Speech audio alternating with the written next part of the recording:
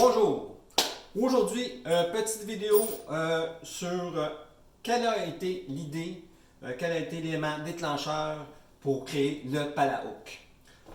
L'histoire débute il y a 5-6 ans, autour de 2015-2016. Je suis en vacances à Cuba, je marche sur une de ces belles plages à Varadero et je vois un homme au loin qui est en train, avec une roche, frapper sur le tronc d'un palapa et de manière assez, je dirais pas violente, mais très déterminée. Puis il tape, puis à un moment donné, quand il a terminé, il pogne la roche, garoche ça dans le bousquet, se réveille d'abord, se penche, prend un sac, son sac de plage, accroche ça. Là, je regarde, ça a pris comme 3-4 minutes, puis là, je pars, puis je m'en vais le voir. Là, je dis bonjour, comment ça va, c'est un anglophone. Je dis, mon Dieu, c'est une bonne idée d'accrocher votre sac après un clou, mais j'ai dit, ça doit pas être facile de trouver un clou. Il dit, non, il dit, les clous, c'est pas un problème, il dit, je n'emmène plusieurs. Il dit, le problème, c'est de trouver la roche. Parce qu'il dit, sur le bord des plages, il n'y en a pas beaucoup dans le sable des roches, là, fait qu'il faut aller dans les bosquets, puis il dit, moi, les bébites, puis les bosquets, il dit, je suis pas trop friand de ça. Mais j'ai dit, on finit toujours par se débrouiller. Il dit, quand je trouve une roche, je plante mes clous. Puis il dit, le problème, c'est souvent, c'est qu'on se fait soit prendre notre place, parce que. Et l'autre chose, c'est qu'on se fait souvent enlever des clous sous les palapas parce que il dit, les resorts n'aiment pas ça. Il dit, c'est dangereux il dit, pour les yeux. Il dit, quelqu'un s'accroche, et ainsi de suite. Fait qu'il dit, on les met plus haut, mais il dit, ils les enlèvent pareil. Bon.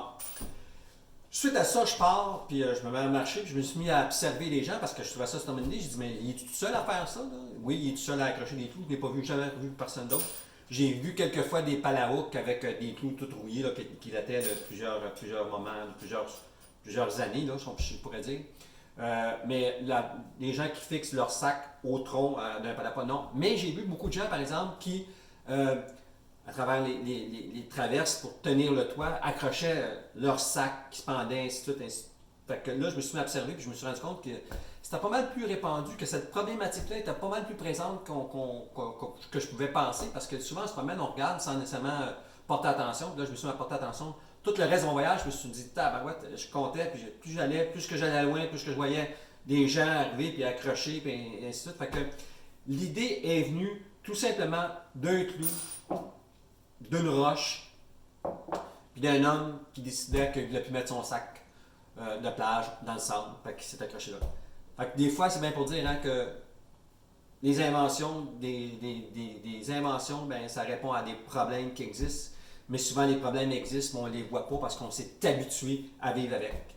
Puis j'espère que le Palahook va faire la différence, c'est-à-dire qu'on ne sera plus obligé d'avoir cette contrainte-là, soit d'entraîner ou de laisser nos choses dans le sable. Fait que c'est comme ça, une petite vidéo de 3 minutes, pas plus long que ça, c'est comme ça que le Palahook est venu au monde. Un clou, une roche, puis un petit monsieur qui avait décidé que son sac n'était plus pour traîner dans le sable. Merci. Prochaine vidéo, on parle possiblement de... On va parler de toutes les étapes du prototype 1 aller jusqu'à la fin du Palahook. Et aussi, on va probablement parler des avantages du Palahook, parce que dans le développement, il faut répondre à certaines problématiques. Là, on en a parlé de une, mais il y en a d'autres aussi qui se sont rattachées à ça. Pour ça, merci beaucoup et bonne fin de journée.